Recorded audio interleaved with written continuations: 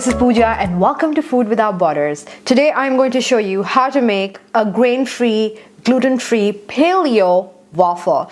Now in our house, every Saturday, we're trying to have a diner day, which means we just have breakfast on Saturdays at home and one of us makes it. So I have tried this recipe and this is like a favorite of mine and I thought it would be worth a share with you guys. So let's get started.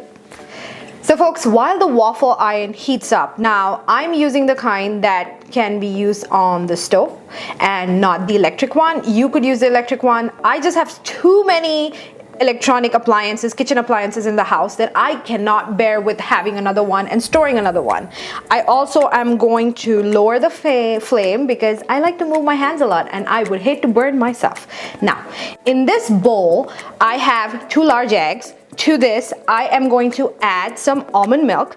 Now with this almond milk, you can use a sweetened almond milk and then you can skip the sugar, but I'm using an unsweetened almond milk, so this works for me better. And I am going to give this a whisk. Now that it's somewhat mixed, I am going to add some vanilla extract. You can use as much as you want. I will leave a written version of the recipe on my blog and you can find it in the description box, the link to it in the description box. So in goes the vanilla. I have some salt, and this is kosher salt, and some maple sugar. Now if you are not so bothered by having regular sugar, you can substitute it with regular sugar, but I am trying to make this recipe paleo, so I'm sticking to maple sugar.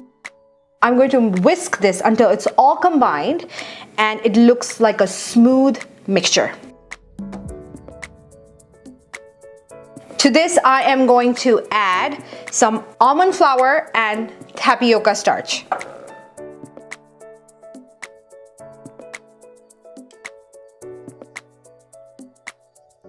I am going to switch to a spatula because I'm more of a spatula person than a whisk person.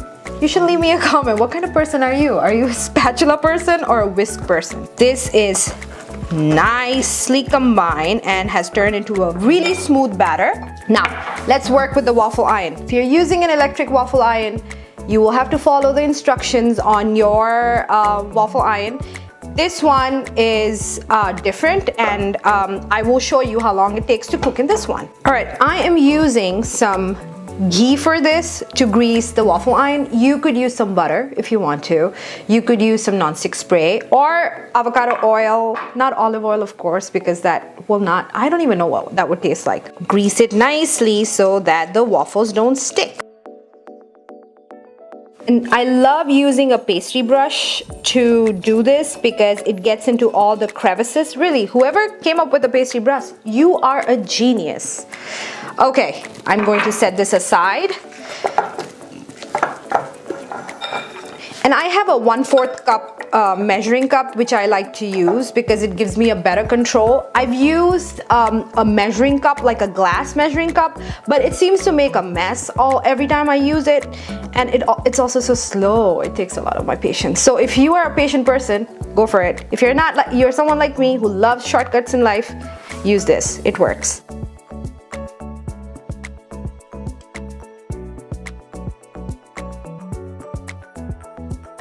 And this makes about 4 waffles.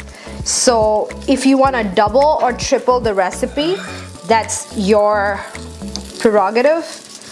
All right, shut this close. I'm gonna cook this for 2 to 3 minutes on each side. So meanwhile, I'm gonna clear up this mess. And when I come back, we'll plate the whole thing together and taste it. So the waffles are ready. It took about 3 minutes on each side. Sometimes it takes 4 minutes too, depending on how I leave the heat on the stove. But they look pretty good. And see if I can bring this out right here. Look at the coloring, guys. So I am going to quickly transfer these because the waffle iron is hot and I don't want them to burn. And I will come back and we'll do the tasting. So folks, we are all set.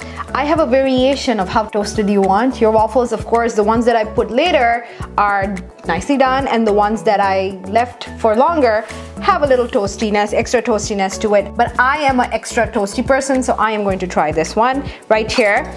Add some berries to it. And folks, the best time to have your berries so that you can absorb all the vitamins and nutrition from it is in the morning, first thing. So get your berries in first thing in the morning. I'm a maple syrup kind of girl. You can use honey or whatever sweetener of your choice. Add a dollop of cream, but because this is paleo, I am trying to stay away from cream. You could use coconut cream, but I'm not really a fan of coconut cream. I like my waffles really simple with berries and maple syrup, so that's exactly what I'm going for.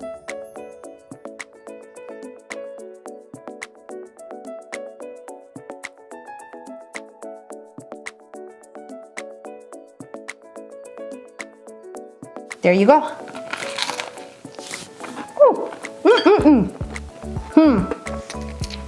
You gotta lick your fingers. The one thing that I love about this recipe is, you know, you have that impression that gluten-free and grain-free does not taste as good as, you know, the one with gluten, the regular waffles. That is what I always feel when I bake cakes with gluten-free flour, and which is why I always stick to almond flour and any other substitute that is made of nuts, because I certainly feel like the nuts can emulate the gluten, the taste of gluten really well. You will not be able to tell that this is a grain-free and gluten-free recipe, and that is a winner for me in itself. They taste good, they're healthy, they're so simple to make. So give this recipe a try. Let me know what you think. If you haven't subscribed, please do. And I will see you soon. Until next time, bye.